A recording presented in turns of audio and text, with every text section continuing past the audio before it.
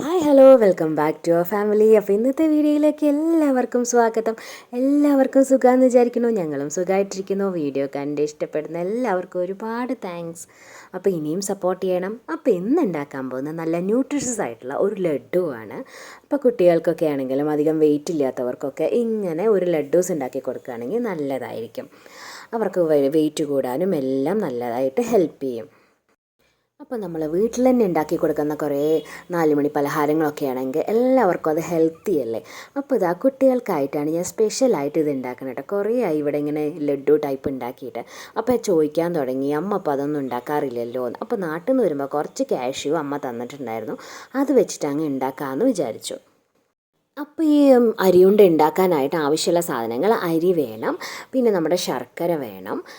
ഇതിവിടെ കിട്ടുന്ന വലിയ ഉണ്ട ശർക്കരയാണ് കേട്ടോ. ഇനി എനിക്കിതൊക്കെ പൊട്ടിക്കണം, എന്നിട്ട് വേണം ഉണ്ട ഉണ്ടാക്കാനായിട്ട്. പിന്നെ നമ്മുടെ തേങ്ങ ഞാൻ കുറച്ചെടുത്തിട്ടുണ്ട്, അതുപോലെ കാഷ്യൂ, പിന്നെ ബദാമാണ് എടുത്തിരിക്കുന്നത്. അപ്പോൾ കയ്യിലുള്ള നട്ട്സോ ഡ്രൈ ഫ്രൂട്ട്സോ എന്ത് വേണമെങ്കിലും എടുക്കാം. അപ്പോൾ ഫസ്റ്റ് തന്നെ നമുക്ക് ഈ 1 ഗ്ലാസ് അരിനെ ഒരു ചീനച്ചട്ടിയിൽ നന്നായി ഒന്ന് വറുത്തെടുക്കാം. അപ്പോൾ ഇത് അരി നന്നായി ചൂടായിട്ട് വരുമ്പോൾ ഇത് നന്നായി ഇങ്ങനെ പൊട്ടാനൊക്കെ തുടങ്ങും കേട്ടോ. അപ്പോൾ നമുക്ക് മനസ്സിലാക്കാൻ പറ്റും ഇതായിട്ടുണ്ടെന്ന്. അപ്പോൾ എല്ലാ സൈഡും ഇങ്ങനെ ഇളക്കി കൊടുക്കണം, അല്ലെങ്കിൽ കരിഞ്ഞു പോകും. അതുകൊണ്ടാണ് ഇങ്ങനെ ഇളക്കി കൊടുക്കുന്നത്. പിന്നെ കരിയാതെ നോക്കുക.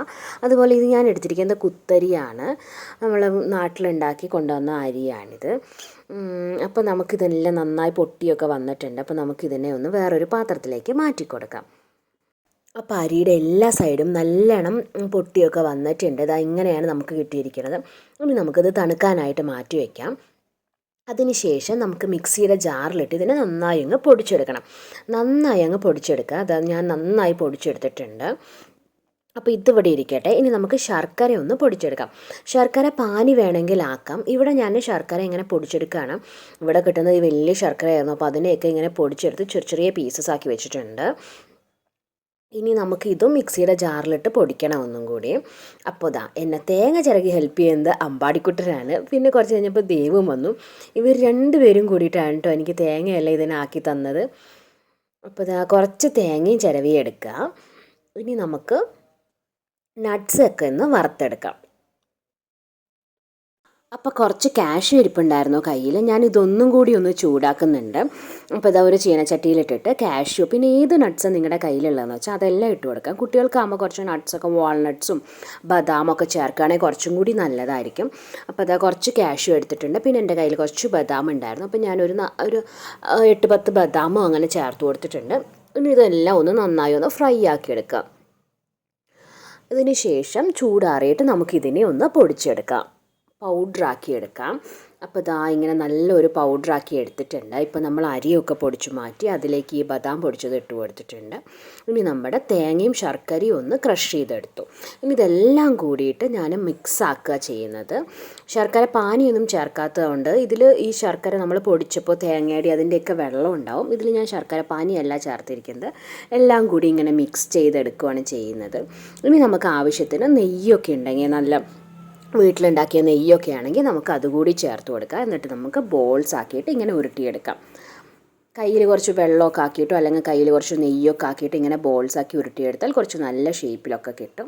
അപ്പോൾ ഈ ശർക്കരയ്ക്ക് പകരം പാനിയാക്കിയിട്ട് വേണമെങ്കിൽ ഈ സമയത്ത് നമുക്ക് ഒഴിച്ചു കൊടുക്കാം. അപ്പോൾ കുറച്ചും കൂടി നന്നായി കിട്ടും.